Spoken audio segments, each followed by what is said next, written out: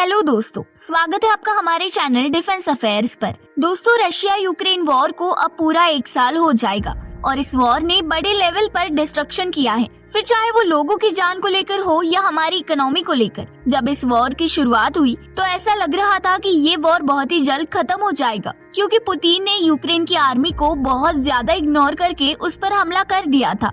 फिर भी इस वॉर के पहले ही हफ्ते में रशिया ने यूक्रेन के इम्पोर्टेंट एरियाज पर कब्जा कर लिया था, पर ऐसा बहुत देर तक टिक नहीं पाया और रूस को जवाब देते हुए यूक्रेन ने भी पलटवार कर दिया। पिछले साल 24 फरवरी को ही रशिया ने यूक्रेन पर हमला कर दिया था, पर अगर हम इस वॉर को आज से कंपेयर करें तो ये एक दूसरे से बहुत अलग है, क्योंकि रशिया ने यूक्रेन पर कब्जा करने के लिए हमला किया था जो नहीं हो पाया। इससे तो ये साबित होता है कि यूक्रेन आसानी से हार नहीं मानने वाला। इस वॉर के शुरू होने के पहले हफ्ते में रशिया ने यूक्रेन के जितने भी इम्पोर्टेंट एरियाज पर कब्जा किया था, उस पर यूक्रेन ने करारा जवाब देते हुए उन्हें फिर से अपनी तरफ कर लिया। और अगर अब देखा जाए तो ये वॉर कहीं पर बीच में ही रुक गया है, जिसमें ना तो रशिया को जीत मिल रही है, न यूक्रेन अपने एक भी हिस्से को देने के लिए तैयार है। इसी बीच 1 साल के समय में दोनों ही देशों में बहुत बड़े बड़े बदलाव को देखा गया।